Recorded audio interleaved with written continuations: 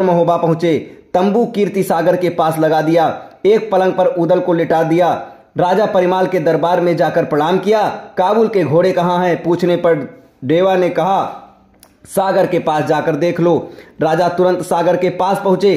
तंबू में पलंग पर उदल को देखकर पूछा, उदल बेटे की सूरत मलिन क्यों हो गई, शरीर पीला क्यों पड़ गया। तब ढेवा ने बताया कि नरवरगढ़ की चुड़ैलों ने उदल को पकड़ लिया है, वही इलाज करवाते हुए हमारे सारा धन खर्च हो गया। जब बिल्कुल खाली हो गए तब मजबूरी में महोबा लेकर आया हूं। राजा भी घबरा गया और वहां पर आल्हा को भी भारी चिंता हुई। माता दैवे और रानी मल्हना भी ये समाचार सुनकर रोने लगी।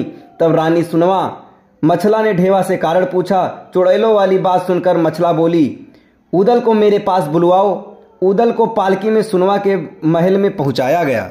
खग जाने खग की भाषा। रानी मल्हना ने पूछा, क्या तुमने कुमारी फुलवा को देखा है? उसी को पाने के लिए ये सब बहाने बना रहे हो? उदल मुस्काने लगा, बोला, भौजी आपको ये सब कैसे पता चल गया? उदल ने फिर तो सारी बात विस्तार से सुना दी कि फुलवा से गंगा जली उठाकर वादा करा लिया है कि विवाह उसी से होगा। सुनवा ने बताया कि नरपति सिंह युद्ध करना सरल नहीं है। उनके पास काठ का घोड़ा है जो उड़ सकता है, एक बाण है जो अज्ञेय है, उसका वार खाली नहीं जाता, शनिश्चर की शिला है जो सब पर भारी पड़ती है। इस पर उदल बोला कि कुछ भी हो ब्याह तो फुलवा से ही करना है, कैसे होगा ये आप जानेंगी। सुनवा ने आल्हा से जाकर कहा कि नरवरगढ़ से युद्ध करके उदल का ब्याह फुलवा से करवाना ही पड़ेगा। आल्हा ने व्यवस्था प्रकट की तो सुनवा ने कहा, आप घर में चूड़ी पहनकर बैठो, मैं उदल का ब्याह करवा कर लाऊंगी। वीर भला ऐसे ताने सुन सकते हैं, आल्हा ने राजा परिमाल से कहा।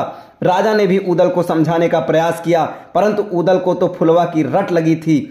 आखिर शुभ घड़ी देखकर उदल को दूल्हा बनाकर मढ़ा, पूजा, हल्दी, लेपन आदि सब क्रियाएं करवा दी गईं और अलग अलग राज्यों के राजाओं को बारात के लिए आमंत्रित कर दिया।